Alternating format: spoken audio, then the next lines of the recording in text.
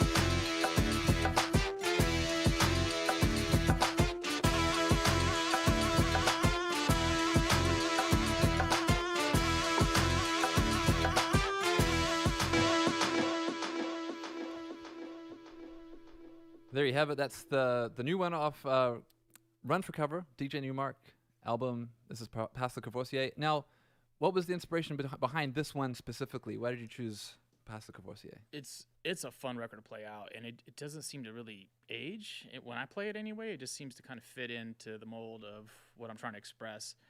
And the general theme of Run for Cover is to flip a song into a different genre, using either future forward producers, someone who's innovative or has got the chops like Full Crate, or a full band, like I did with Bacal Rhythm and Steel Band and The Traffic and so on and so forth. So yeah, it worked. I'm Middle Eastern, I'm Iranian, half Iranian, so it seemed to make sense that I did my first Middle Eastern sounding joint, and so the stars kind of aligned on that. Yeah, it's really cool. I was going to ask actually about the instrumentation.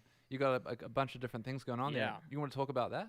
Yeah, the guy that's playing most of like the flutes and really playing straws is a guy named Hassan Minawa. I want to say that's how he says his last name. I hope I didn't butcher that up. But he was like featured on like the equivalent of America's Got Talent, but in the Middle East in like one.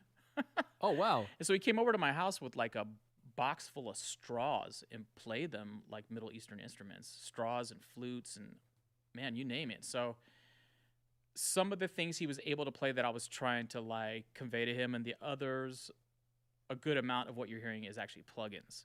Oh, wow. So yeah, it was kind of a hodgepodge of things that came together. I couldn't hear the difference in the end, and neither could Full Crate. So we were like, yeah, let's keep it pushing, I mean, yeah, the mix sounds incredible too. Like it's really like modernized, I guess, the song a lot too. Thanks. I've been working hard on learning how to mix better, and this was, I think, a step in the right direction for me.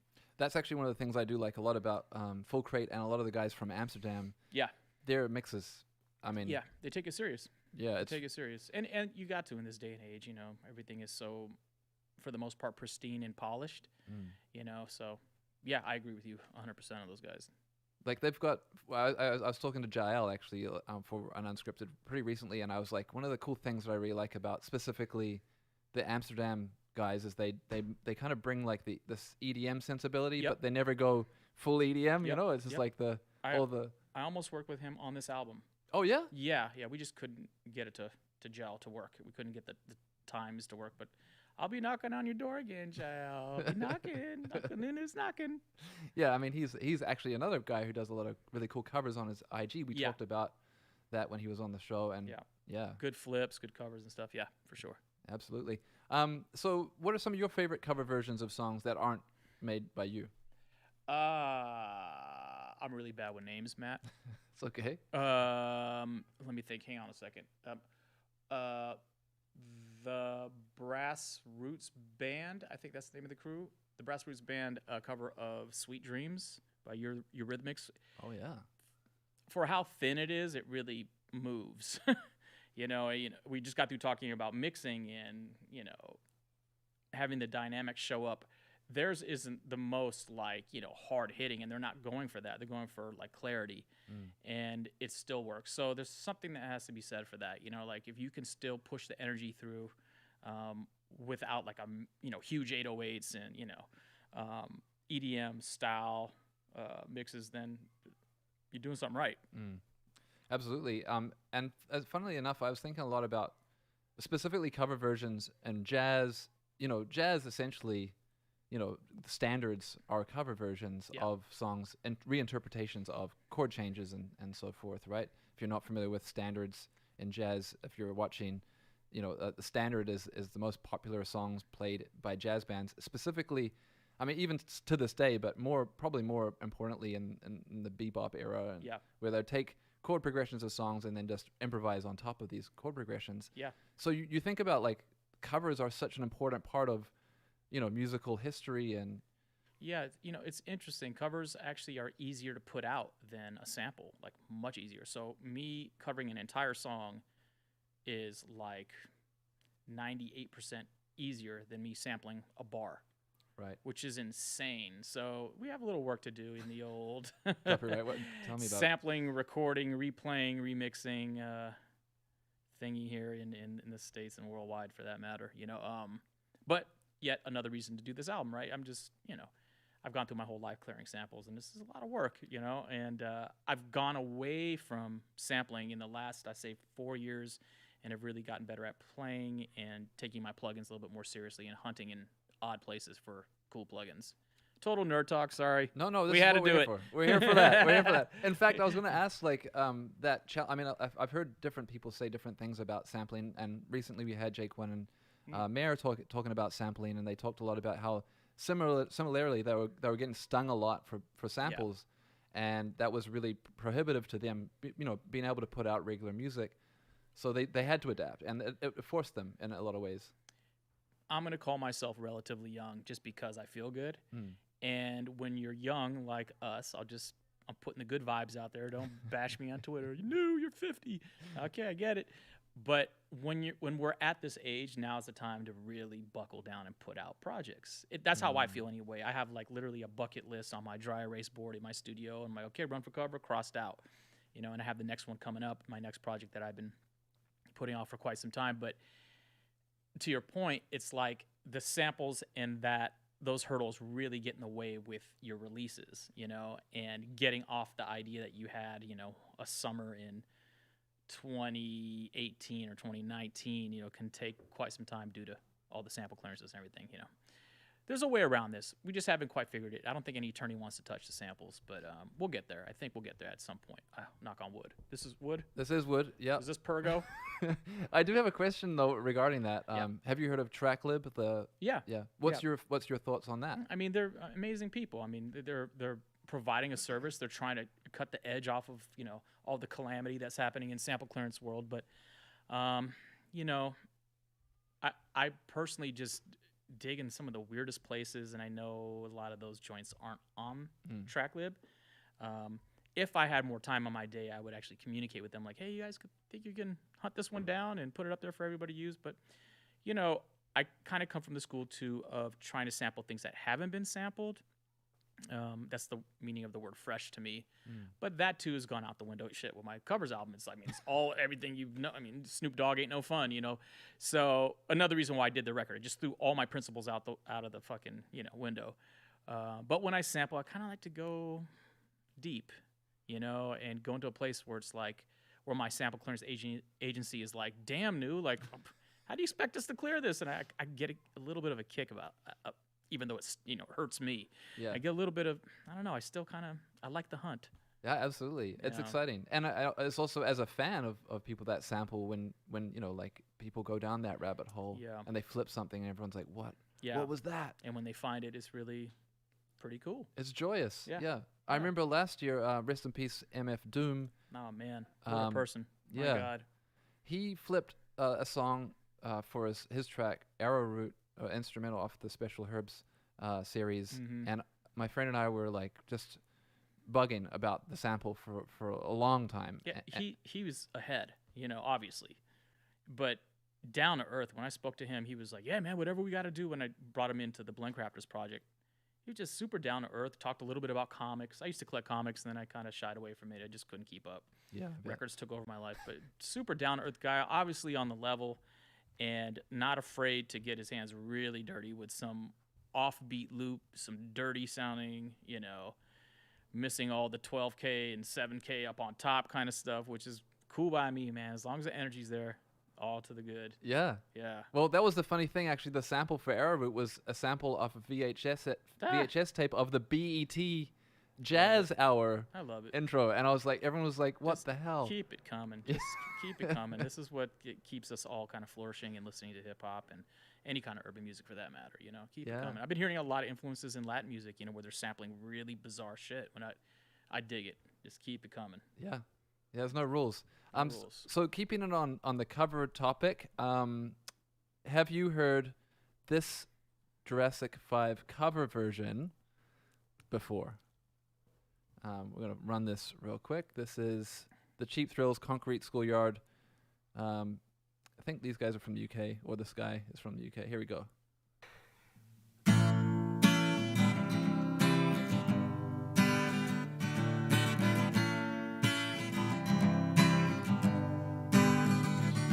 Now Mercedes one time, boy, and that's my word. We rockin' shots and not fire through the hens in bed. The contribution is clear, you add a water to bone and get the Jurassic 5 on the microphone. Now if you like the tone, the diamond is done. All the sucker MCs die before they begun. Well, I like to know if you got the notions, we're number one. Just trying to say my style is better than yours. I'm on some other shit.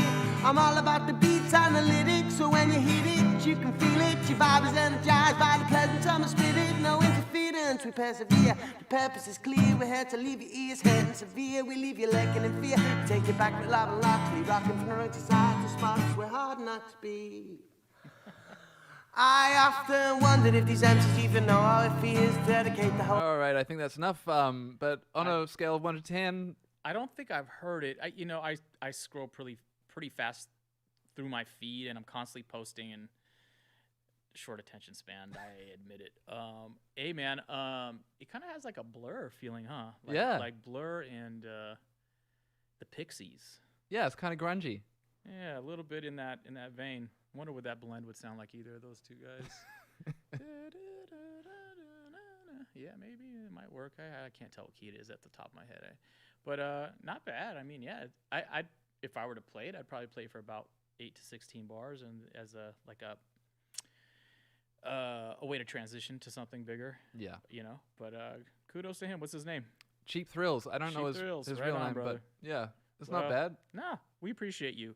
Yeah, that's the cool thing about covers is sometimes people take something really hype. Not that song that he covered is incredibly hype, but I mean, like sometimes people take really hype or energetic songs and make them ballads, which I always crack up about, and then vice versa. Yeah.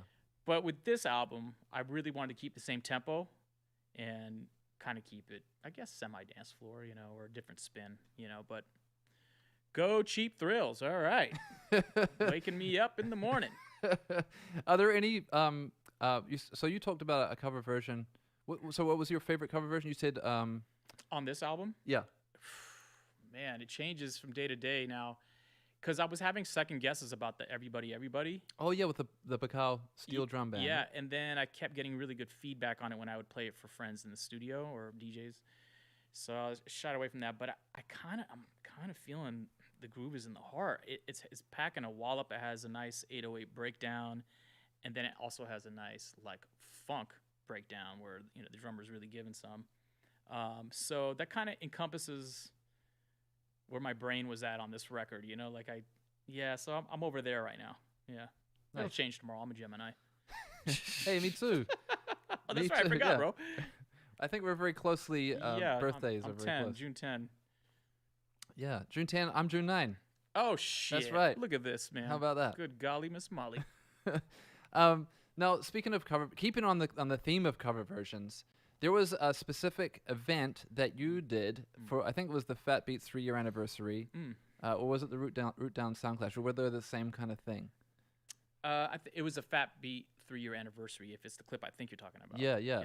So this, I should probably just play the clip, so there's more context for the audience, and then we can probably talk a little bit about the story. But yeah, here we go. This is the Fat Beats 3-year anniversary, and Newmark going off. This is probably a little bit of interview.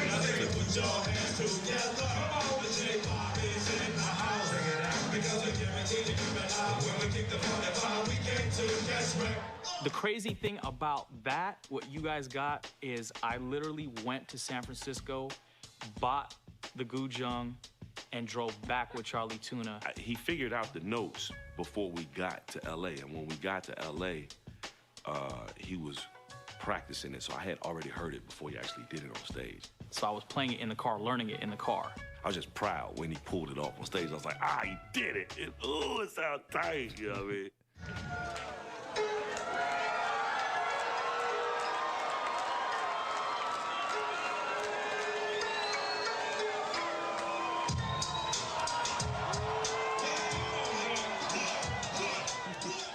That's the craziest thing about that footage, is like, that's me playing it for the first time. That's me playing that part for the first time. So, and to watch the crowd react like that, I was like, man, that really is truly the meaning of the word fresh. And then, All right, so yeah, can you elaborate a little bit more on that story? Because you saying they were saying you went on the road, you were on the road, you bought that thing? Yeah, I'm pretty sure that was the first time I played it. I could be wrong.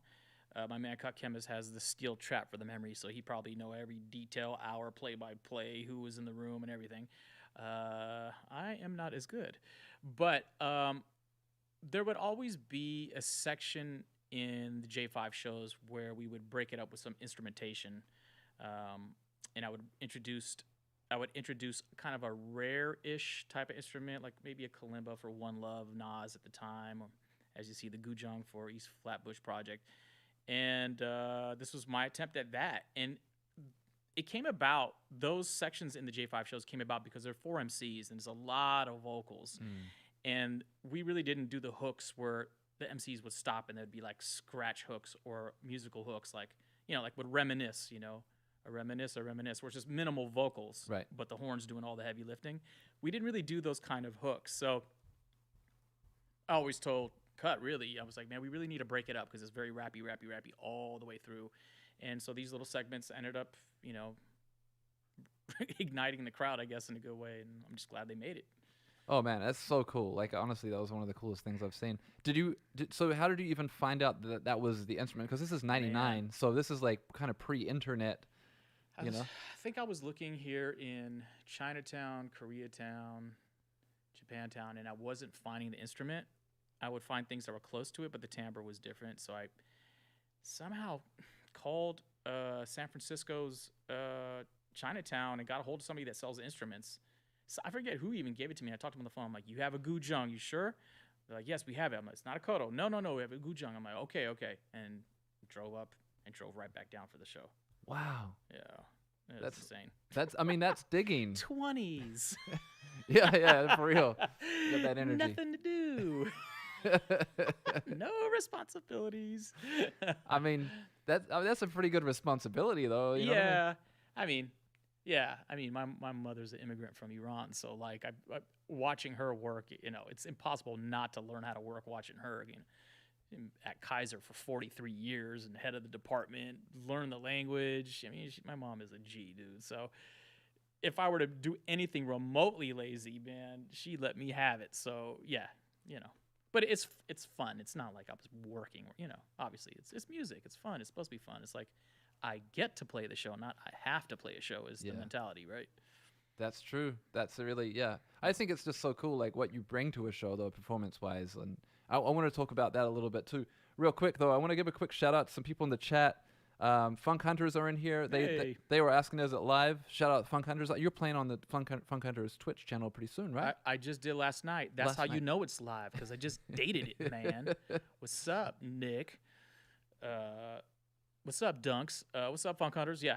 No, we played last night, and they had a fantastic show, and yeah, man, I had a blast. Awesome. I'm going to give a shout out to a couple more people in here. We got Steve Mald, Manila Ice, Last Call 4781, Bakewell OLB from the UK. We got This Twitch Which Slaps. We got a couple other people here. Yeah, we got the fam in here. Ms. Shady, Soul King Beats. Oh man, I wish I had a cool name like Manila Ice. Manila Ice is a very cool name. Damn. Yeah. If I was an MC, I'd be Handlebars. Oh my God, that's Like great. half for the beard and half for my dope rhymes, man. 'Cause I catch wreck, son. Handlebars. That's really good, and it really ties in well. You know? You know there's gonna be somebody trying to battle me. You already know this, Oh, Matt. yeah. There's gonna be people like, you know, in my face. I'm like, I really don't rhyme. I was just talking to my boy Coffee Bean, having a good time. Yeah, Coffee Bean is not my MC name. Just so you know. That's your producer alias That's when my you do all producer. those flips. You Yeah. don't want to get caught for your samples. That's my secret burner There SoundCloud you go, account. your burner account, son. But yeah, just on that though, on the fact the amount of work that you put into your DJ sets, I just wanted to like, what does it mean to you to be a DJ? Like, what are you trying to achieve as a DJ when you're doing a DJ set? Really a feeling, just a feeling.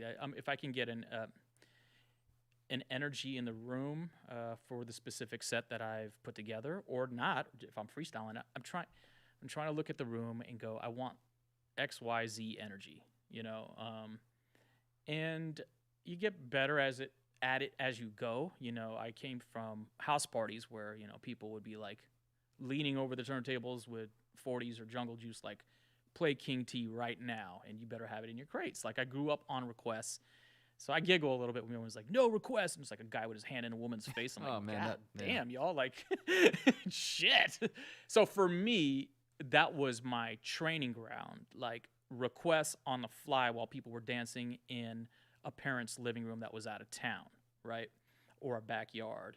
And it was like, oh, they're letting us play for 2 hours, 3 hours. We actually have a party. The cops haven't come yet. So I'm cut from that cloth. So getting good at requests was a real skill set when you're like in the middle of NWA and they're like, we want Guy.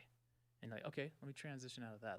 So I need something. I need a leapfrog from, you know, it gets, you know, Panic Zone or wherever song we were on into Panic Zone is a bad example, by the way, into Guy, you know, especially you might be at like a 125 BPM, but you know what really was a dope event that I've seen transitions go over really quickly was Red Bull's 3 Style.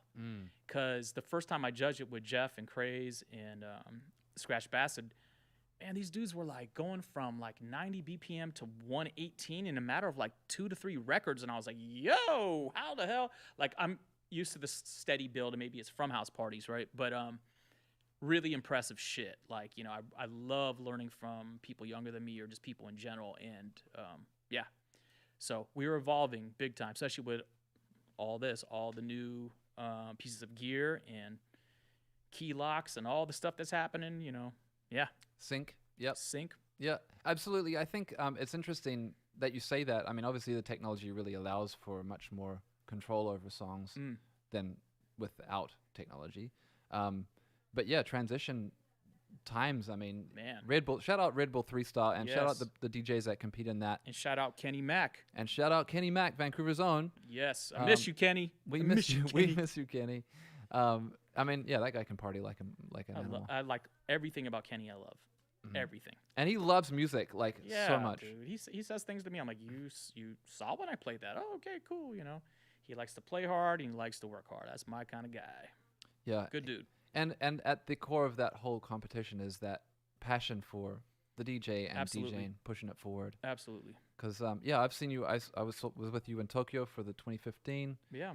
I think we were also in Chile. Chile, my man. Yeah. Yeah. And I've been really, it's been a real pleasure actually to see your sets at those events, because I feel like you put a lot of work into those sets. I mean, you put a lot of work into all your sets, but it's, I mean, even I was talking to Blakey earlier, who works for Serato in London. He was like, oh, I'm talking to Newmark, and he's like, oh man, every time I've seen Newmark play, it's been inspirational. He has never played a bad song. And Damn, Blake, I'll send the check in the mail like about 5 p.m. today.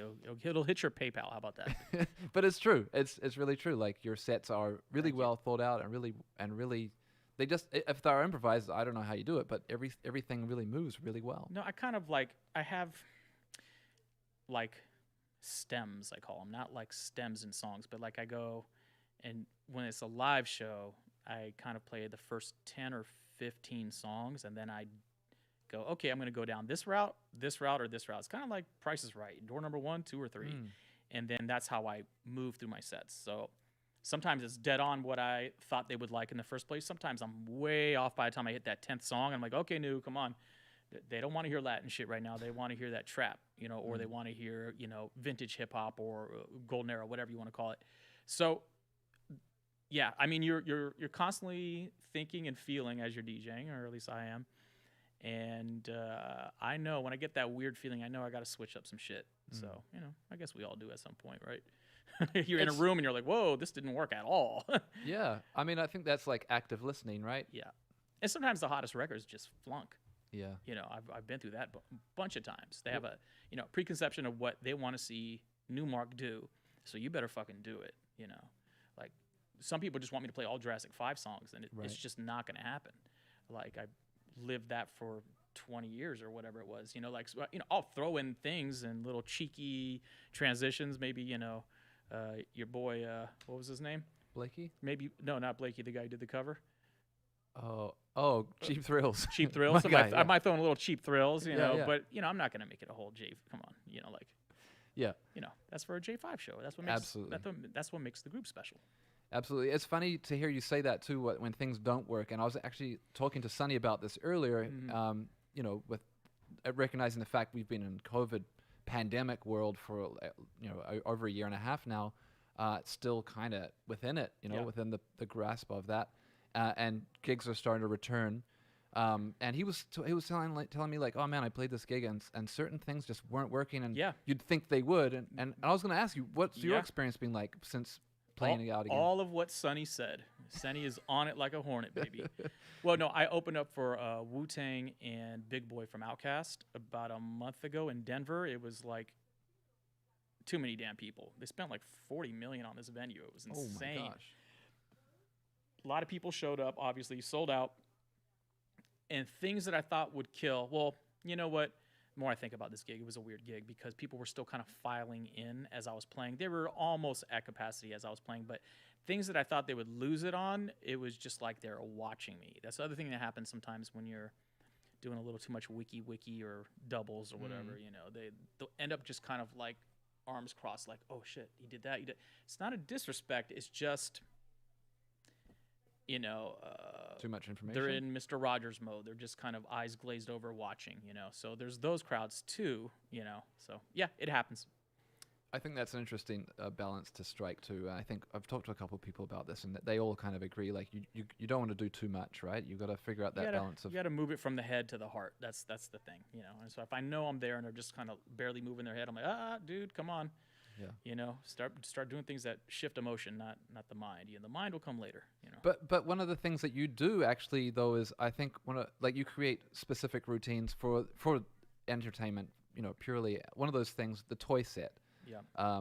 The toy set is something like I feel like everyone, if you haven't seen it, you should check it out in real life because I saw it and I've actually helped you with some of the MIDI stuff that you did. I'm sure you did. It was a constant battle. I did that shit for 7 years and I always got my ass kicked at soundcheck. Yeah. Always.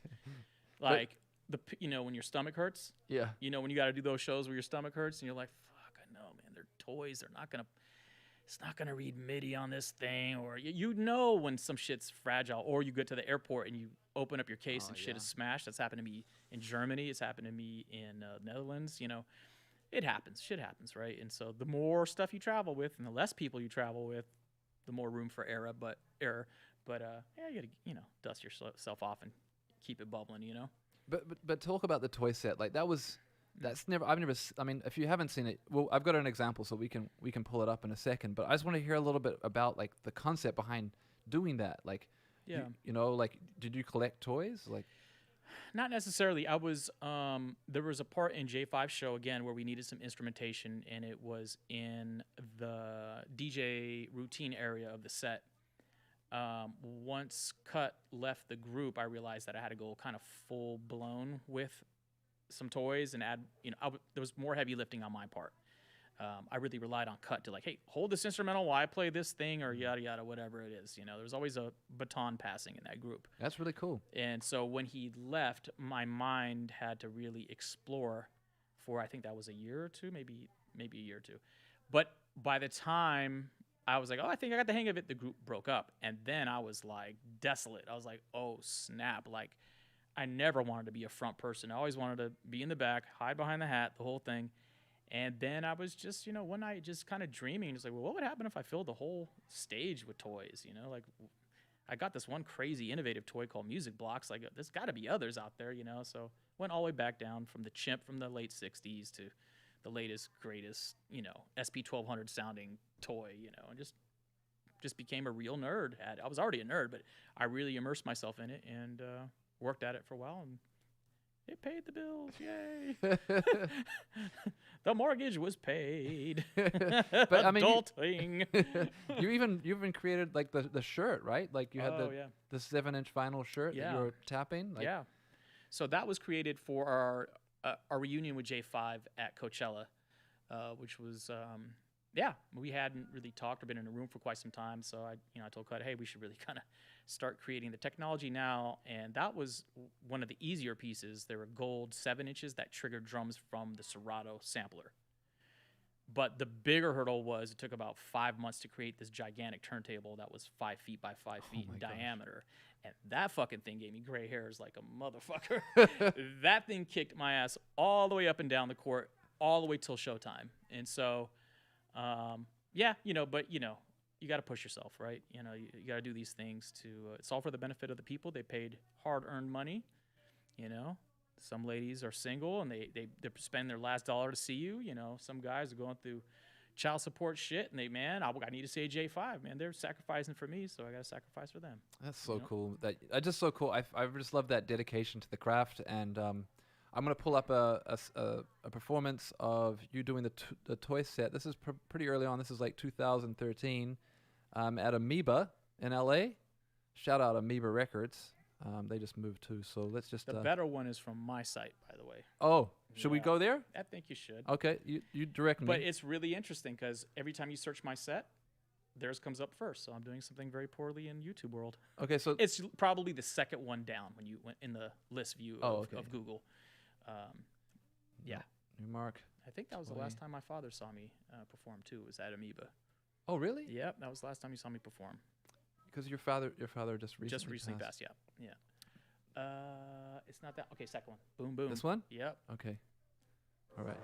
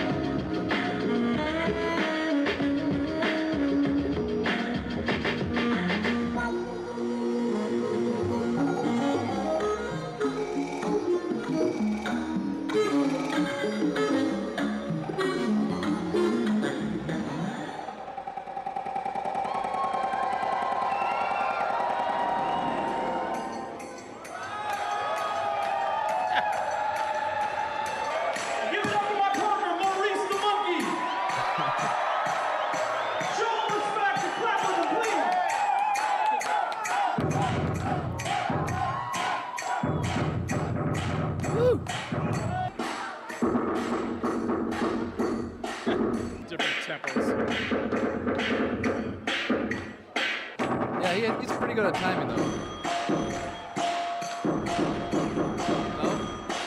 He's all over the place.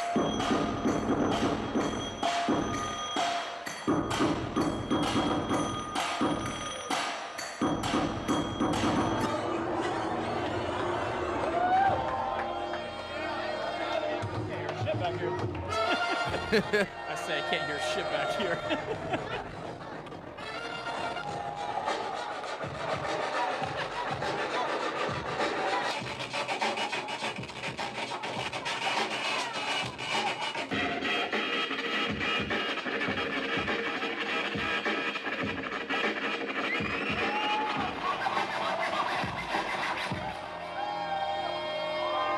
Man, put it into work.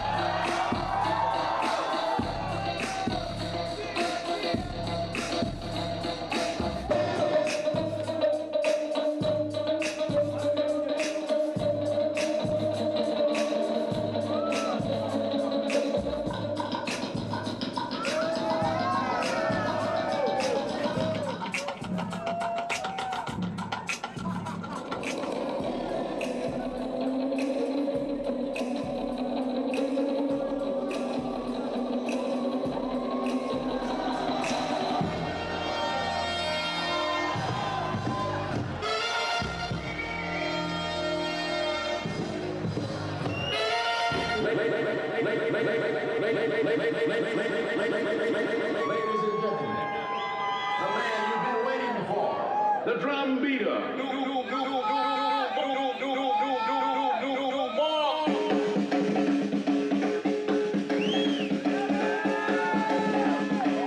Doubles.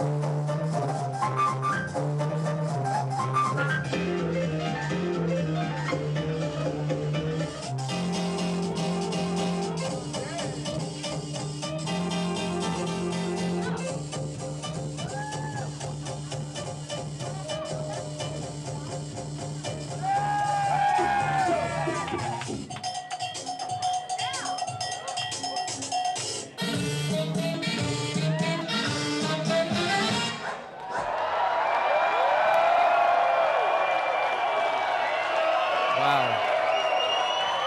Yo, I'm liking that one for sure. You better get some flames in the chat for Newmark on that. That shit is wild. I haven't seen that in ages, dude. Oh my gosh, man. Oh my gosh, dude. Yeah, I mean, And I've never tried Coke. Coca-Cola, right? I barely drink Coca-Cola. I've never tried Coke. Shout out Red Bull then, hey? Yeah, right? Shit. Man, so yeah, like you were digging for these instruments too, right? Like Yeah. toys that played stuff. You know, anything that would just push me, kick me in my ass, and I would yell over into the other room, I can't figure it out. You know, Yeah. I kind of box in the mirror my whole career, unfortunately, but it gets me to the other side. I'm always uncomfortable, Matt. Well, yeah, I can only imagine. I was even as we were watching the monkeys clapping, and I'm like, is this on tempo? Like, and you were like, no. So the monkey, he was really, really difficult. You know, that's from 68 or 69, that piece. And so it wasn't until I got a power chord, which comes out of his ass, believe it or not. That's where the battery pack lives, is in his ass. Of course. Digging in this guy's ass. trying to get it to stay on fucking tempo, and it sort of did once I had regular power instead of Ds. 4 Ds, I think that thing takes. Wow. Wow, So that's it's not energy. always Yeah. off, tempo. So the only reason why I'm called a human metronome is because I have to follow that fucking guy. Who coined that phrase? I feel like I heard that first at Playlist Retreat. Yeah, I maybe Flip Out. Flip Out. He's always coming up with something hysterical. Maybe Flip Out. I don't know. Shout out, Flip Out just had a baby. Man, congrats, Flip. But yeah, man, it's crazy. Like, I've had some great times with Flip Out on the road. yeah, he's a great One guy. of my best memories of Flip Out was we were really drunk after one of the shows, and Craze and Four Color Zach came back to the hotel with McDonald's in their hands, and we were really jealous. We were really hungry, and he got really upset, so he kicked the McDonald's bag out of Four Color Zach's hand, and it was hysterical. Like we were in the hallway on our backs laughing. It was good times.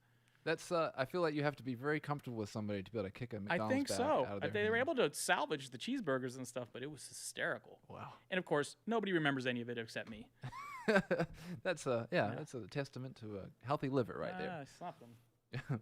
But yeah, hey, shout out in the chat, everybody tuned in right now. This is Hello. all the way live. One Cool Cat, big up One Cool Cat. What up? Sir Jazz, we got Steven here, DJ Roche, Soul King Beats. Yeah, Is that Roeche, like spelled Roeche? that is right. I'm sorry if I got the name. I don't know his name, but I just introduced myself to him at the Laker game. He was killing it. He was DJing a Yeah, Laker he's a game? DJ. If it's this, I don't see the monitor in front of me. But he has a very interesting spelling to his name. I hope that's the right guy. If it is, put a thumbs up, my friend. Yeah. Well, shout out LA Lakers. There too, you go. Preseason. Yeah. Wow, Lil Dave's in here as well from Philly. Right on. What's up? Oprah Winfrey apparently is here. And man. Ruche, thank you, Ruche. Yes, Lakers game right guy. Oh shit! I got it. I got something right in these damn chats. I'm not a candidate for LASIK surgery, so like when the chats go up, I don't shout out anybody, but I squint really hard, and I think I botch a lot of people's names. Oh, hey. So you're helping me today, dude. I'll be honest with you, man. I butcher names in Twitch too. It's Yeah. the biggest challenge for me. I mean, it's no toy set, but DJing, reading the Twitch feed, Yeah, dude. and getting the name pronunciations right. Yeah, or It's- what they said and responding to it. It's tough. Yeah, often I'm not cut out for it, Matt. I'm really not. and I magnify the chat too. Dude, just so I mine can- can be as big as this fucking poster. It looks like Fran Boogie and a mixture of one of my homies. Damn. It does look like Fran Boogie. Yeah, Shout out a Fran little bit. Boogie. Yeah, what up, Fran? He ain't listening. But yeah, often my technique for navigating the Twitch convo is asking, "Hey, I don't know how to say your name." And I think that was a great example right Yeah, there. there you go. And yo, shout Furukawa York, What ethnicity are you, man? Roeche. Ruche. Yeah, what ethnicity are you, man? Middle Eastern? No, he's got to be Latin, right? We'll find out. I'm gonna botch this one up too. This is the thing. Curious now It's tricky. to rock around. But but yeah, Lakers. Are you a Lakers fan? I mean, Yeah, man.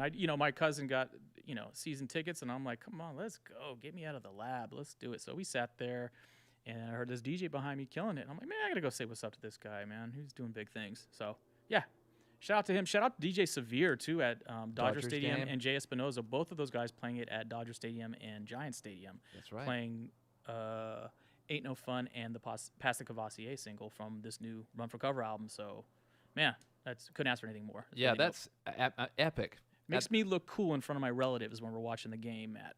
Well, and that's the thing, right? It's something that relatives can understand, Yeah. because if they don't really get the music thing, chances are they'll probably get sports. Well, in the Pass the Cavassier video clip, like the promo clip, I showed my mom the song, and she goes, "So what do you do? Scratch, scratch, scratch?" I'm like, "No, I'm literally saying I did a lot of the music for Jurassic 5, Mom." She went like that. She still doesn't know what I do for a Shout living. out moms, though. Yeah. But They she's bring always us just- into the world. They create life. She's super supportive. She's trying to catch up. Yeah. But yeah. I can understand there's a misunderstanding for sure. Absolutely, dude. We're doing some crazy shit, dude. Compared to what they did, come on, man. Yeah. Insane. And shout out moms too, especially moms that helped us and fostered our creative Absolutely. our lives. I mean, it's not easy to have a kid that says to your parents like, "Hey, I want to be in the music business," because I Yeah. know a lot of people, even my dad, who's in the music business, was Yeah. not really down with that answer. Well, I dropped out of X-ray school, oh and because that was my backup, but I'm really terrible at the whole backup thing. And so I walked out of class one day, and that's when J5 sold like 120,000 or 150,000 units independently. It was like everything was bam, bam, bam, and then we were touring like nonstop. I was like, okay, right place at the right time. I stepped when I needed to. So the world is a strange place. It's not enough people talk about timing, man. Yeah. You know, on podcasts and panels and stuff. I'd like more people to talk about timing and time in general, and finances with musicians. You know, ways to make passive income. That's the panel I want to be down with. Anybody listening, I want to be down with that. I can contribute quite a bit because I've got my fucking teeth kicked in quite a few times, touring, spending, you know, all that. Well, yeah, let's get into that. I mean, Oh I think shit! Here we why go. not? Finances with Matt Coffee Bean.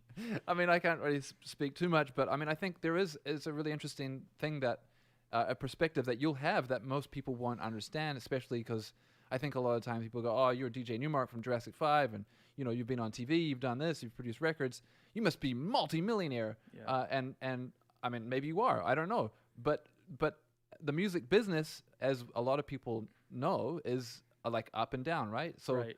Can you talk about navigating those peaks and valleys? Well, you know, disclaimer, when I was starting to do the investment that I did, it was also the year 2000, right? Oh, okay, And yeah. things were much different. I'm speaking about real estate, you know.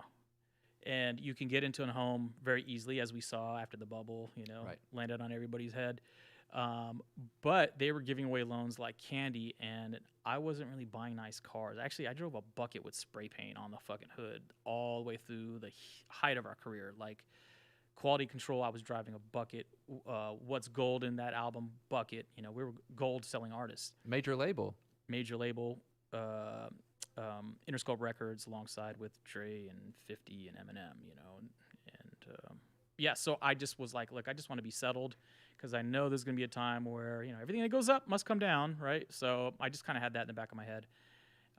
And so I bought something very cheap as a rental, bought another thing very cheap as a multi-unit, and then bought my single-family home and just done that. But there's also things like brokerage accounts where, you know, your money can grow where you're not really babysitting it. It's kind of like mutual funds on steroids a little bit. You know, Okay. you can go to your bank if you have a good chunk of change and you don't want it just sitting there collecting dust. Look, when the money's sitting there in your account, it's you're going backwards actually, because 10 years from then, that 100K ain't going to be worth 100K. It's going to be worth like our 70 or 80K or whatever the hell. It's going to change drastically, so you have to make the money work for you in some way.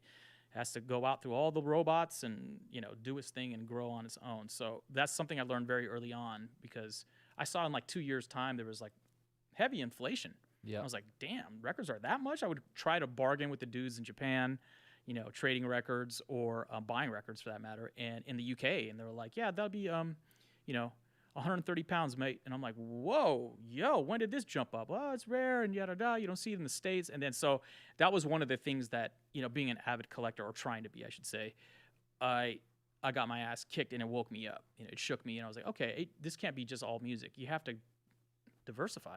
I mean, Yeah. really, I mean, that's all it really comes down to. But yeah, I won't go into a big spiel. No, man. no, I People- think- people are gonna be like, what the fuck?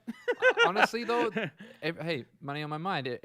It's on everyone's mind, and I do think Especially in this climate too, right? Yep. You know, absolutely. And I think it's interesting. You've drawn some parallels there between collecting records, which is something that, especially if you're into DJing, you may have done early on, and you Right. understand that buying a record for, you know, $1 or even $10 can Yep. sometimes end up being a lot more, 50 or 100 or even more. just one last point, like on the real estate tip, you know, if you can get past the down payment, do it, because you're throwing money into the fireplace when you rent anyway, That's true. right? So if you can get past that, whatever it is, 20%, 25% now has gone up since when I jumped in. I think when I started it was 15 or 20.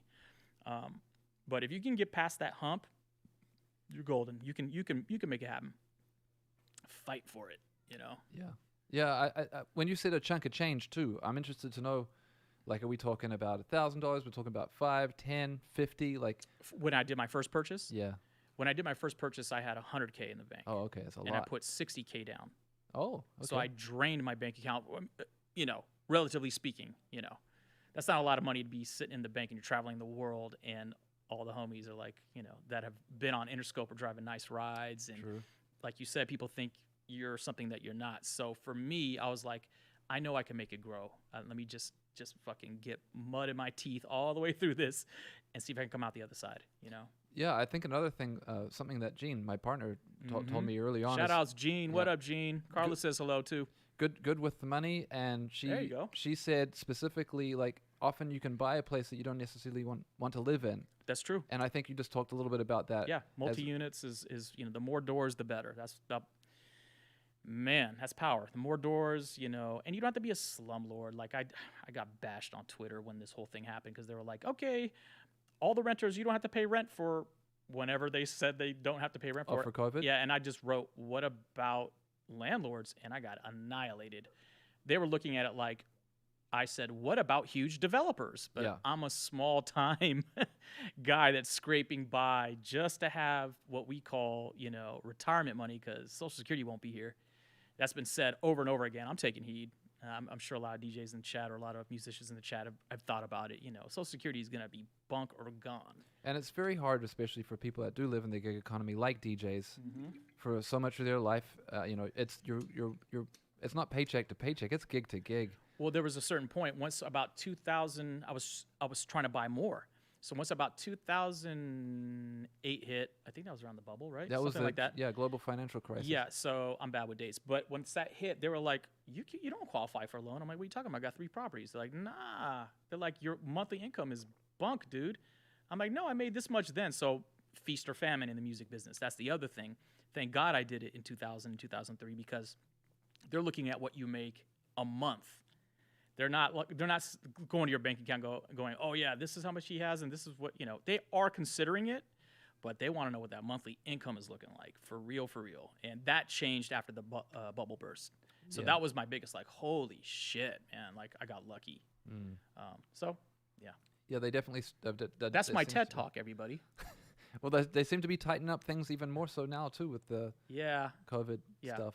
It's still the best investment, in my opinion. Land, you'd say put the money into land or Multi-units. property. Yeah. Multi-units. And probably out of California. There's no more meat on the bone, in my opinion. There's nooks. There's always deals, right? Yeah. But I'm looking in other places at the moment because I just can't see it. I don't know how I can get in and have it make a profit and make sense. Well, I think that's also a really nice point too. Is like it doesn't have to be in your backyard That's right. necessarily. Yeah. So if you can't afford and It's the scary neighborhood- when it's far away, but my back is against the wall at the moment. most people's. Yeah. Yeah, I'd say. yeah. And then you're talking about you said you were talking about financial stuff, and then what was the other thing you wanted? You said people don't talk about enough. Timing. This is the human Time- metronome. This is Time your- and timing. My goodness, boy. If I had a... Yeah, I mean, look, I'm so lucky to have met J5 because of the timing. We were all in one room together talking about dreams and what, failed demo attempts at major labels. And, oh, really, damn, this MC, like Soup, just as much about I do with 12 inches? This is crazy. Like, that's good timing. That's right place, right time. But then there's also the thing that as soon as I hit 50, literally the next morning, I was like, oh, shit. Like, it's not that you need to turn down the gig because of the money. You need to turn down the gig because of the time put in. So it depends what they're requesting of you. We want all Persian anthem trance, with the birthdays in May. I'm like, whoa, that's a lot of planning, homie. That eats up your time, right? So I've been more aware of how I want to spend my day-to-day and my creative. And I don't think enough people talk about it. At least I don't hear it enough. Anybody sees stuff about time, please tag me because I'm kind of infatuated about it at the moment. Well, I mean, time is money, I have less runway ahead of me than I did behind me. That's what it comes down to.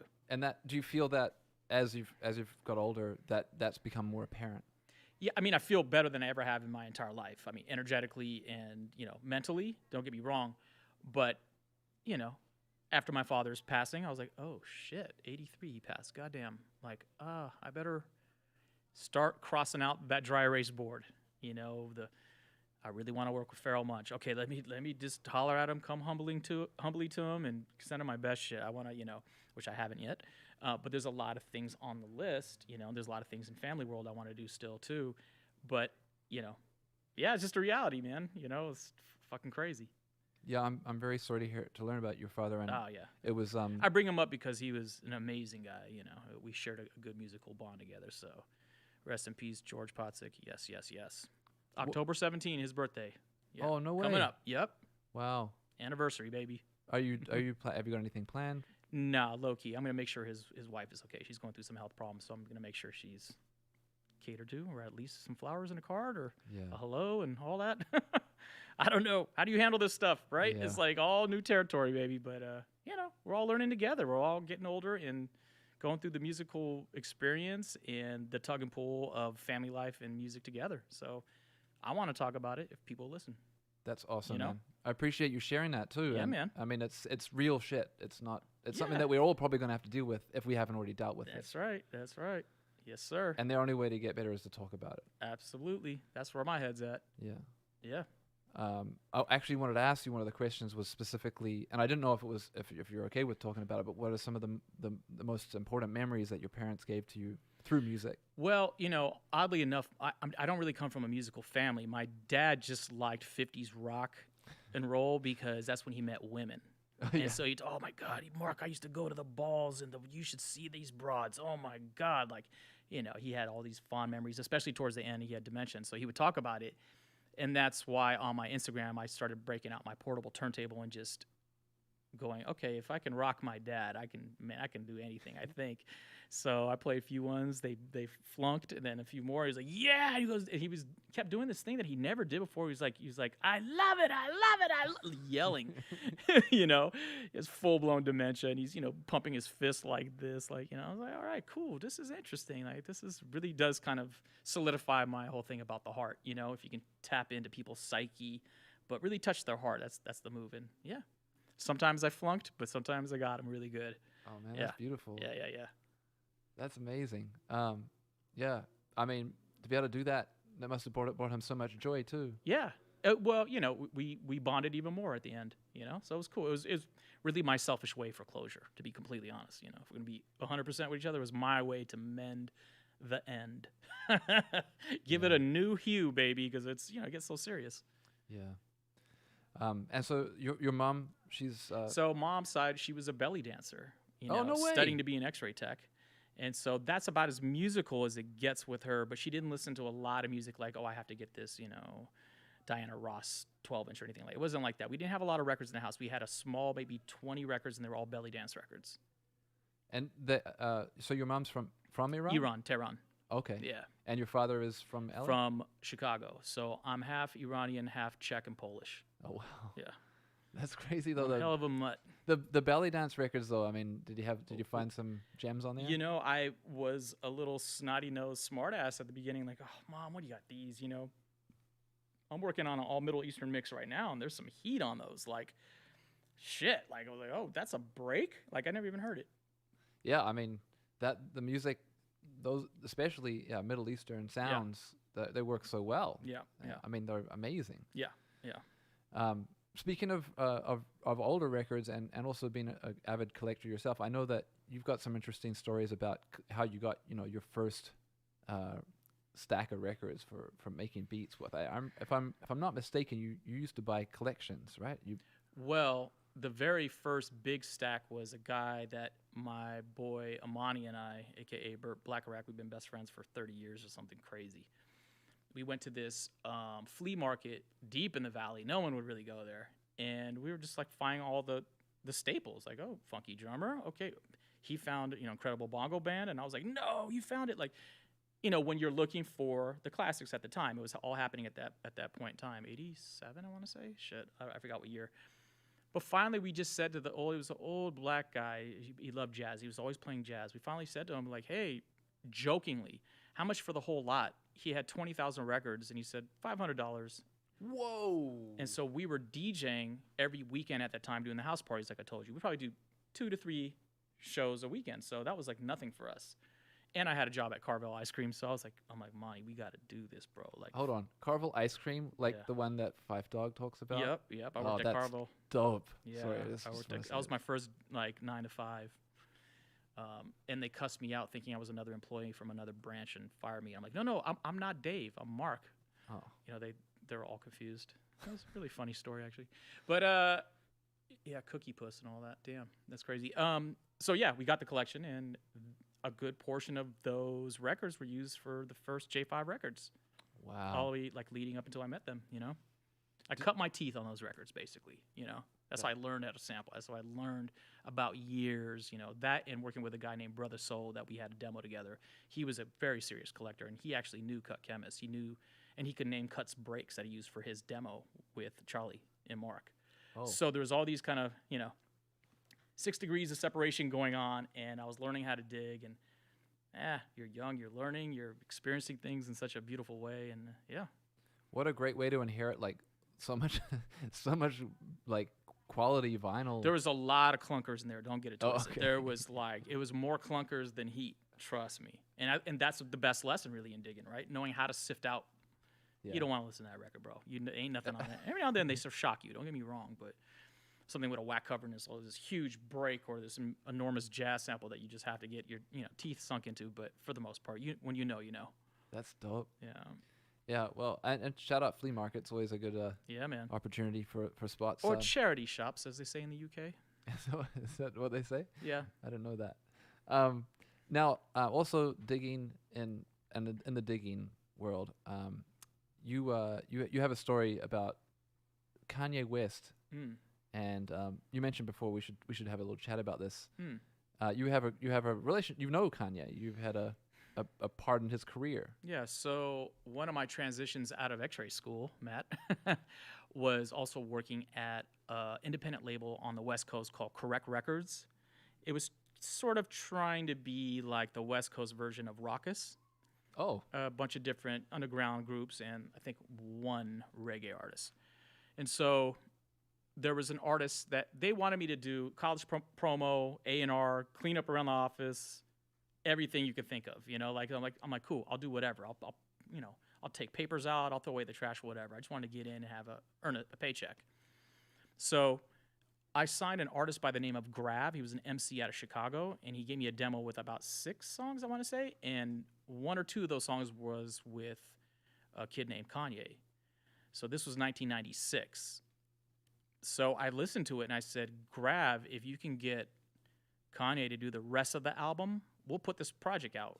And so he did. So if you look up a record on Discogs or anywhere else called Grav, it's called Down to Earth is the name of the album. see if I can pull this up. This is important. You'll see that I have A&R credit. So I was the first person to put out Kanye, his production on vinyl. There it is. First thing popped up. Awesome. So CD only. CD. Now the CD is worth a grip. Here we go. Oh, Newmark. Mixed by Newmark. Here we go. I did DJing on it, mixed it, A&R'd it. Wow. And Yeah. yeah, you got the Kanye credits on here. Holy moly. Yeah. Al Tariq on here? Al Oh, Tariq's yeah. on there because we signed him as well to that label, Beatnuts. Doug Infinite? Oh, man. Infinite was on No there. ID? Oh, No wow. ID, It's Yep. you got this looks dope. So this is well before Rockefeller. And I'm glad he found Rockefeller because they were able to put his shit on the, platform he needed to be on. He was just so anxious to show his art. I remember that about him. He hasn't changed a bit. Yeah. He was ready. So shouts to Kanye, shouts to Grav, shouts to Correct Records, Al Tariq, No ID, all those folks, man. Wow. Good times. Innocent times, too. And yeah, you're not kidding. 186 for a CD. I saw it higher once. Do you have a copy? Not the CD, but I have the vinyl. Oh, fire. Yeah. That is expensive. And Verbal Attack by Black Attack, which is a artist that we signed. I love that song. Yeah, that went for a lot of money for a long time. I don't know if it's still going for a lot, but collectible records, the never-ending chase, right? You signed that record? I didn't sign it. I helped out a lot on that record, though. College promo and all that. I did a lot of the legwork. Oh yeah, that's a great song. Yeah, that was like it's cool. as like a underground rap Yeah. 12-inch that you needed. The college radio days, Yeah, that was beautiful. Like really great sample on that one too. Yeah, no, they killed it. They killed it. Wow. That's really sick though. And so yeah, like you're do you talk to Kanye still, or is there any? No, but I did see him when J5 went on at the Universal Amphitheater. I think we were second to last before Outkast, and we really had a good show. It was one of the better shows, and we talked a little bit. I don't even know if he saw the show, but I'm like, yo, what's up? And he was like, yo. So Kanye, when we were in those sessions in 96, drew a perfect pencil drawing on my face at the mixing console. And so I'm thinking about maybe NFTing it or something. Oh, you got it? I have it, yeah. Oh, I have the wow. physical copy too. My mom loves it. It was hanging at her house for a long time. That's definitely got to be worth Yeah. some serious money. But you should keep that. That's He was a great amazing. artist, man. He nailed it with a pencil and signed it 97. Wow, Yeah. Yeah, that's when we were recording 97. Yeah, because we started in 96. Yep. that's a wild story, man. Yeah, man. Crazy. So, but he was producing, so you had it. You heard obviously. Yeah. I told Grav, like, dude, finish the record with Kanye, and he did. It was like, I think he ended up doing 6 or 7 songs on that album. Yeah, I mean, Yeah. it looked like a lot. Yeah. Now, as a producer yourself, you've done. I mean, you've done some of my favorite tracks for Jurassic 5. Some of your favorite tracks. You've done the project with Trademark. Yeah. With you and Slim Kid Trey. Yep. You've done Zodiac Killers with Method Man. So many great songs. But you've also put out a sample pack pretty recently, Create Expectations. Yeah. And so I mean, I know a little bit about it, but I kind of want to let people know about it as well, because if you're a producer and you're into drums, you're into break beats, Loops, yeah. bass lines, pianos. It was just it kind of came out of the Run for Cover thing. You know, I was like, well, this year is sort of dedicated to tools for my people, tools for the producer, tools for the DJs. You know, Run for Cover it's a tool record in a way. You know you can get it in and change the way people feel at a certain time of night. You know, and I was like, well, how come I've never done like a scratch record like Battle Breaks? I'm like, I don't know, maybe because Qbert and all those guys do it so well. So I was like, all right, well, shit. How about my producer friends? You know, what can I give them? And I did my first one, you know, and it did okay, but I quickly got feedback that people want musical loops instead of just drums. Yep. And so I'm adapting. I'm working on a new pack called Create Adventure, as a matter of fact, that's going to drop on Black Friday. So yeah, it's just kind of the year for tools. We're home, you know, we're reading comments on boards and like, okay, let me just output as much as I can and not just turn into a curmudgeon. It's like, oh, there's no more shows. You know, I don't want to be that dude. You know, I miss people, don't get me wrong, but this is a great way to give back and stay active and, you know, cut my teeth at something new. And it's cool too, because you have a lot of really cool outboard gear. And one of the things when I saw, like, when you talk about it on your website, you talk about like all the equipment that you used to create a lot of the sounds. Yeah. You know, vintage compressors. And Yes, sir. Yeah. I've been collecting that for a while because I work a lot in the motion picture industry where they asked me to recreate some James Brown thing. And I'm like, okay, that's, you know, heavy lifting. You need a certain mic, you need tape, the player, the instrument. You know, the mic is really essential though, because it's the first thing the sound hits, you know, that and the instrument. So over the years, I've just been slowly grabbing one piece at a time, not claiming, hey, I can record your shit to sound like Daptone Studios or nothing like that, but just slowly doing it for myself and for the sample pack and the producer community, so I can get some texture that they like from that 1968 to 74 era, you know? So yeah, I mean, so the Create Expectations is treated with the same approach you take doing soundtrack stuff, because you've done some really cool soundtracks too. Yeah, that was really tough work, and I'm glad I did it because it kicked my ass. Like, I worked on both Ride Along 1 and Ride Along 2 with Kevin Hart and Ice Cube, and alongside with Christopher Leonard, who scored it. So I did that, and I just did the recent Tom and Jerry animation. No way. Yeah, I love Tom and Jerry. I saw that. Yeah, It was so dope. 2021. I was like begging them to do "If You Is" or "If You Ain't My Baby" with the bass line. They're like, "No, we're not doing that." I'm like, Oh man. shit. But I work with a great group of people there, and shouts to Christopher Leonard's. So they're slowly opening the door for me, Matt. You know, they're slowly going, yeah, okay, new, handle this, and then this. You know, so the credits are getting a little bit bigger, and I love it because it really pushes me. And it's not like I can draw outside the lines. Like, it needs to sound exuberant. Can you paint exuberant? I'm like, fuck. You know, like, you have to like really get into a zone. You know, so I love that. That's awesome, and it must be nice also just to be doing something related to music, but not in the music industry per se. This is true. This right? is true because you put your heart and soul into a project, and it's kind of lukewarm. It's like, damn, I spent 2 years on that bitch. Like, mixing alone was a motherfucker. Like, you really, there's blood, sweat, and tears in this game. So to do something that was like, no, imitate. Yeah. And then from that came Run for Cover, because I was doing a lot of imitation. Trace, but make it different. Trace, but don't sample. Trace, but make it different. Trace, but don't do an interpolation. It was always, feel first, and I was like, fuck, this is like, I got to give these guys credit. I mean, Danny Elfman, my God. Yeah. dude, what a career that guy's had. Like, yeah, these guys are like my heroes. Like, you know, at this age, this is what I really look up to, you know. That's awesome. So yeah, what are some of your favorite scores or soundtracks? I think anything Danny's done, Danny Elfman, you know, anything he's done, really, honestly. The Simpsons alone, you're like listening to him, like, Jesus, yeah. it sounds like a fucking roller coaster. Like, God damn, like that's not easy to do, you know, especially in that era. That was before the drop and the and the thing dropped. It was before that era when he came up with all that. But you feel like you're on a roller coaster, man. So yeah, he got it across. Yeah, and you know that is such an unconventional melody too. Oh yeah. In fact, when I was younger, I went to school for jazz improvisation. Oh, I didn't know that about you, man. Thank you. Very cool. But yeah, I hope you don't mind. But the cool thing was is specifically they talked about the interval between the first two notes of that theme. Dun, dun, dun, dun, dun, dun, dun, dun, dun, It's dun. kind of all over the place. Right, and that was the whole point. And they said specifically that interval, if you can remember, that we did it for what we called air training Yeah. at school. So you'd learn the intervals between two notes, and you'd be able to determine the quality of the harmonic quality, whether it's Yeah. major, minor, or Yeah. chromatic, things like that. And that one specifically, the Simpsons theme is, I think it's a augmented fourth, or tritone. I can't remember exactly off top, but they were saying this is probably the easiest one you're going to be able to remember because it's so, we all know this theme. It's so dynamic.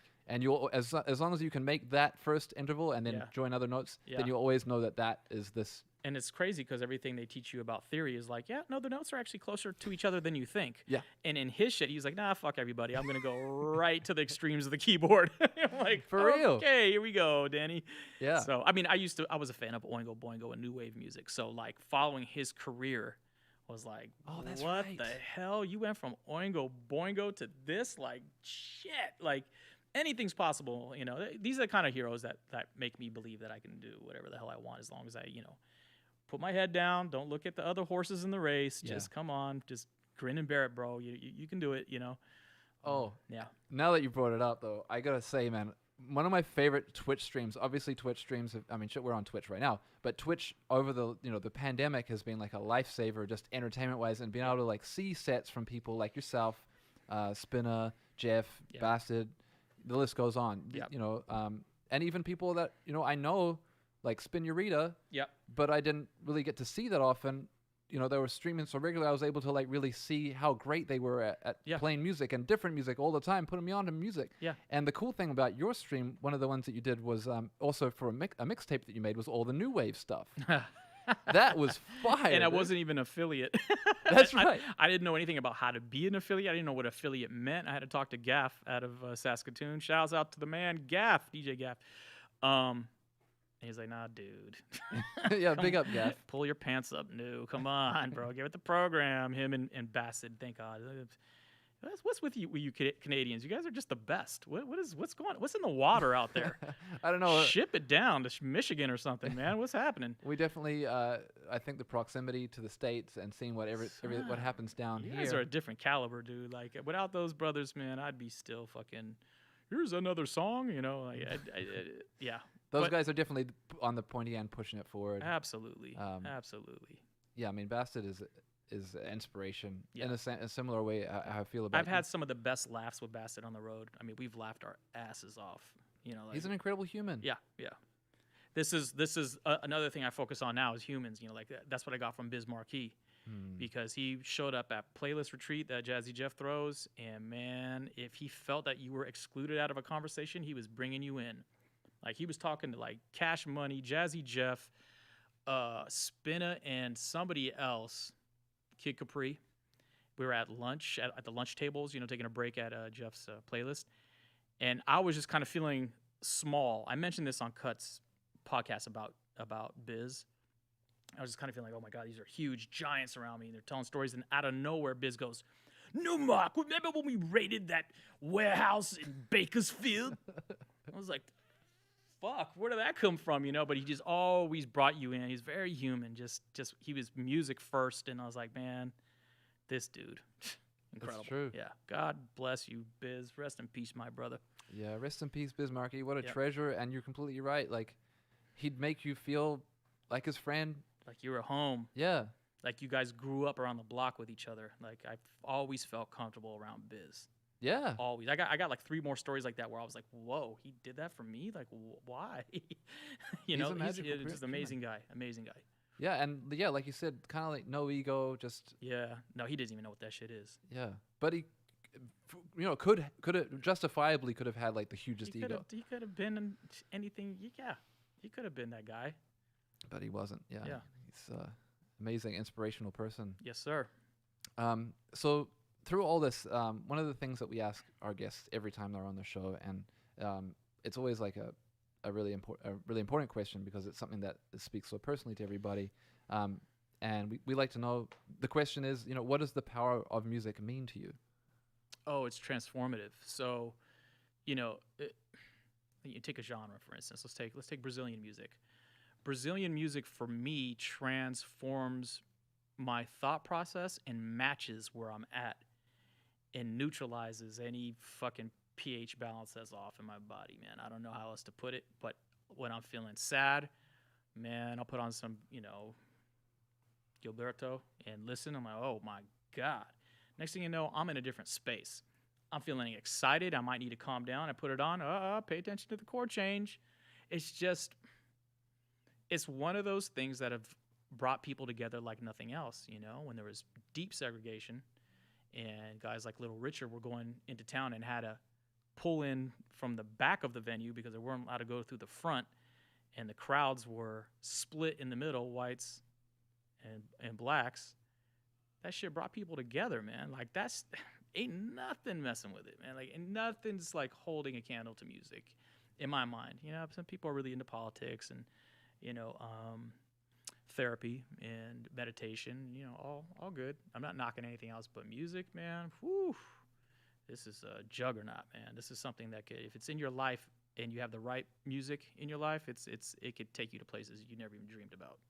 Yeah, it's healing. Mm-hmm. Yeah, absolutely. Thank you for that, Mark. Oh, it was a good question. So just before we wrap it up, we're gonna have an opportunity to have some questions in the chat. If you've got some questions, feel free to throw them in the chat, and I'll make sure to ask Mark while he's here. I got a couple more things that I wanted to talk to you about before we get into the questions in the chat. We got a raid too. MJ Cole gave us a raid. Hey, shout out UK garage legend right there. Big up MJ Cole. Thank you so much for the raid. What up, MJ? And we're just going to talk a little bit about the Zodiac Tracks working with Method Man. Did you see the Wu-Tang? I haven't seen it yet. No, and it's on my list of things. I just got so sucked into the damn I forgot the name of it. The Korean Squid Game. Squid Games, yeah. Yeah, I got sucked into that. I was like, I don't know what I watched, but shit is ill. Yeah, it's amazing. So yeah, I need a breather after that. For real. Jeez, there's capping dudes in the dome like nobody's business, but then it turned out to be such a beautiful story. Like, yeah, man, dynamics at its finest, right? Like, goddamn. Yeah. But I haven't seen it yet. No. Okay, cool. Yeah. The reason why I was asking is because I remember one time we caught up and you were talking about the NWA movie that you watched, and you're from LA. You're LA native. Yeah. And you talked about how much you loved that movie. Yep. Can you just talk about like growing up in LA and what that movie kind of represented? Well, the NWA movie was true to heart, man. Like, in my opinion, like, my mom drove me to an NWA concert when I was 13, dude. Like, with my best friend. It was crazy. And like, that particular concert at the Palace broke out into a huge gang fight on the dance floor where you just saw crocus sacks in the air. There's 2 gangs that were throwing chairs at each other. Me and my boy Chris Cook went to the back of the room and just watching, going, yo, we're seeing like a real live full-blown gang fight with no guns in here. Like, this is crazy. Like, it was insane. But that concert, Ice Cube walked out with a black eye for his performance. They had a routine where Eazy-E did, where is Easy, where is Easy? Cube said that. And then Easy would come out, here I am, and then would go into his rhyme. It was a really dope routine at that time, So we were, like, beside ourselves. So everything from that movie showing, like, the LA radiator in the back, like, it looks like this pole right here. I don't know if that's in screen, but it was like the thickness of this pole and it had vents. That's LA. And there's a scene where Dre's cutting up doubles of the soul by Hashim, and I was like, this feels like my boy Chris's uncle's house where he used to show me how to mix. It bugged me out. I felt like I was transformed right back to the movie. So, yes, it's a plus for me. And I was shocked when I went to the UK, and they're like, yeah, I didn't think much of it, mate. And I was like, wow, fuck. It really is like a local kind of thing in some ways. Yeah, bugged. Okay, cool. Yeah, I mean, I think with that lens, I'm gonna revisit it and look at it. Dude, it feels like LA. Yeah. The crate on the records when he's talking, the way the way the records were treated, no covers on them, not covers, but no like plastic. We treated our records like shit. We didn't know nothing about nothing, you know. We were just trying to fucking make some scratch, you know, and scratch. Yeah, man, it was authentic in my eyes. Yeah.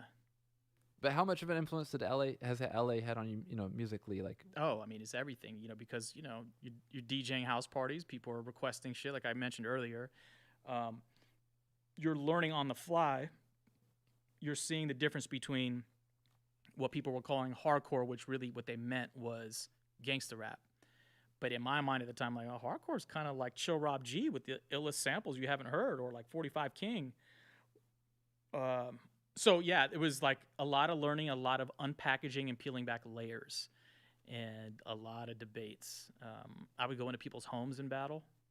I battled in a park once, like, you know, just things to make money and to learn. And yeah, you're young and dumb and just with your crew. Our crew was Bum Rush Productions. oh, cool. Oddly enough, Beat Junkies crew is Bum Rush Brothers, I believe. Oh yeah, that's right. J Rock and Babu. Yeah, and it wasn't until I met them, you know, when J5 formed in 96, 7, or maybe 96, I realized that, damn, that was your name? How crazy. So, killer. That's so cool. Yeah, it's interesting, especially because you know, you talk about hardcore stuff. Yeah. And gangster rap. People associate so much of LA with gangster rap. Yeah. And then you're from LA. Jurassic 5 probably wouldn't be considered gangster rap. Definitely not. But there is that whole other side to it too. Like you got Yeah. the Good Life and Freestyle Fellowship. Absolutely.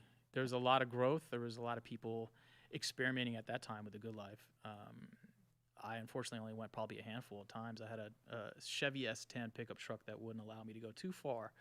But when I did go, I saw some pretty incredible shit. I think I saw, it was Peace that took out like 3 or 4 MCs in one below in the parking lot at the Good Life. And I was like, yo, these dudes are crazy. Like, new styles, birth of new music, but knowing that gangster rap still existed.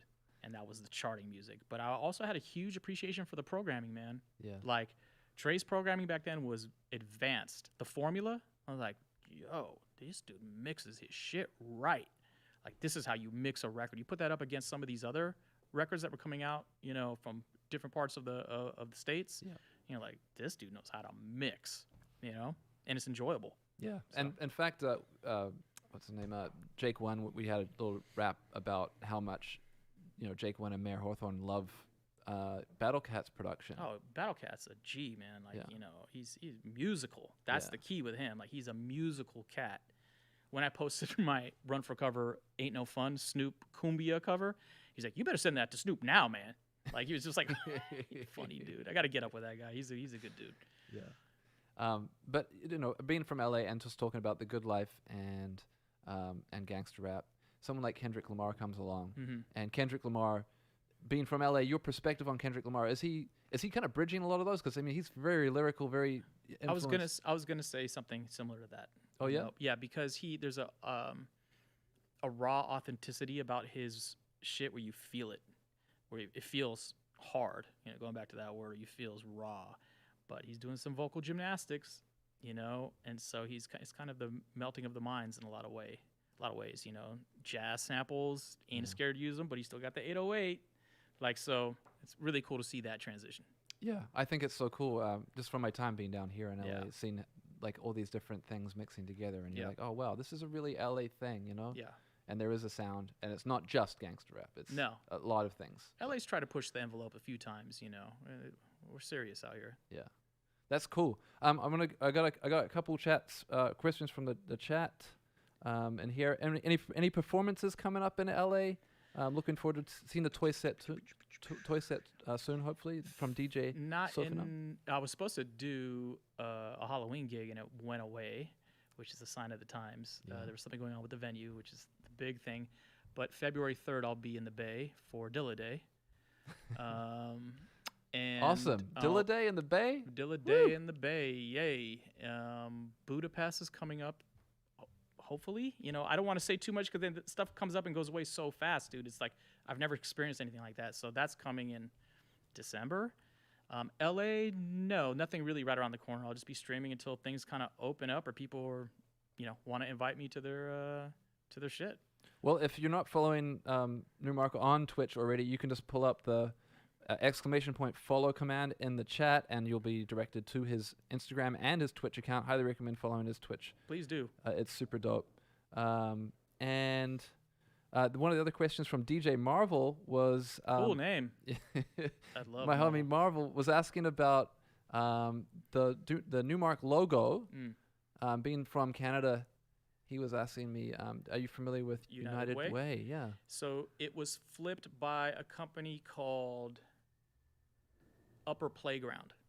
Okay. So they made a T-shirt with the logo flipped upside down and a dot in the middle. And I immediately hit them up because they're my homies. I'm like, please, can this be my logo, man? Can we just, you know, maneuver a few little things? You know, we've already changed it by 10%. I just need to do a few more things. Obviously, my font needs to be in there, my name. But just a few little, I just have a few little notches. And they're like, yeah, let's do it. That'd be great. So I got lucky with that. That's super dope. I love that logo. Man, I got lucky with that logo. It's really cool. What else we got in here? Anyone else? Budapest is a vibe. Yeah, I'd like to go to Budapest. I've never been. I can't remember the last time I was there, actually. Yeah, I really want to be. I really want to go to Amsterdam too. Oh, see yeah, our homies over yeah. there. We got a question from Bun Menga. Is Baby Keem as good as Kendrick Lamar? Is that? How do you answer that question? I don't really do the as good thing very well. I used to be kind of, you know, pig-headed as a kid. And like, oh, he's killing that guy and all that. But, you know, they have different energies, in my opinion. You know, I think Kendrick has really done such an amazing job of pulling you in. I don't know how else to say it. He just pulls you in. The thing about Kendrick is I'm like, okay, yeah, take me where you want to go. You can drive, dude. I just want to sit in the back seat. Take me where you know, a lot of MCs I can't say that about. Like Yeah. a lot of MCs I can't say, man, you can go to the liquor store, then on the 170, and then the 405. Like a lot of dudes I can't. I just don't let go of the wheel like that. With Kendrick, I'm like, what's next? You know? Yeah. Feels like the crazy. Elfman thing, where there's a kind of a roller coaster. You know, like, okay, what's next, man? Like I'm here. You know, food. You know, candy. Totally. Yeah. I mean, they're great on a track together. That was that new one is fantastic. Yes, it is. Yeah. Sonny James says, I'm generally buying whatever K-Dot is selling, and I would concur. Yeah. Not a question, but I want to commend him. Newmark customer service is way better than Newmark customer service. I think that's a slight. Who said that? That was DJ Mitt B. That was actually pretty funny. That was really good because I That didn't was want to. pretty good. I didn't want to ask the question. I'm sure you get it all I the don't time. use their gear, Met B, so I don't have a comment, but that was pretty fucking good, dude. It's very good. But on that note, I do want to kind of wrap this up, and I wanted to ask you if there's one song. Hopefully, I've got it on streaming services. If I could just take us out from you, would you like to make a request? Yeah, let's do something from the new album. Okay. I'm between two right now. Let's see. I definitely got the new album because I got it from you. Let's go ahead and do Groove is in the Heart. Okay. Yeah, why not? And this is off the Newmark Run for Cover album. You can support by going to my Bandcamp, just DJ Newmark. I'm just going to make sure I get the right one in here. Shouts to Bandcamp, too. They've been the only ones that have really come in supporting us, man, you know? Waiving fees on the first Friday, that's a big deal, man. Absolutely. iTunes didn't do it. Amazon didn't do it. Yeah, I'm a lot of big streaming fan. services didn't do. I mean, man, you got to give them props. You know, I want to start doing that more. Telling DJs, good job. Telling sites, thank you. Shouts to Bandcamp. Yep, big up Bandcamp and big up Uncle New. Thank you for having me, Matt. Thank you so much. Big for up, your Sonny. time. Thank you, brother. And thank you to everyone tuned in right now. I really appreciate you all for rocking with us. We're going to take it out with Grooves in the Heart. This is the DJ Newmark cover version off of Run for cover. Yeah. And this is featuring Lonely Boy. So let's get into it.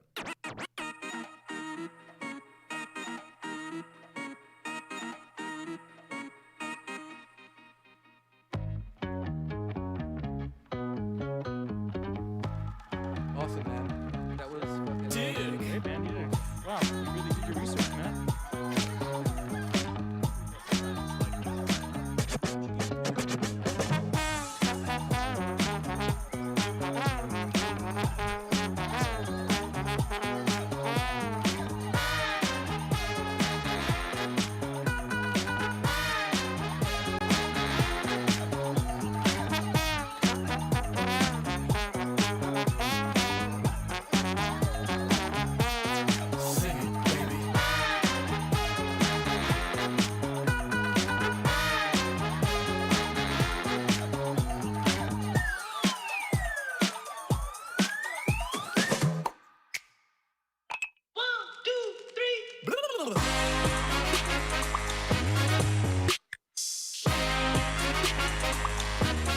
Sing it, baby.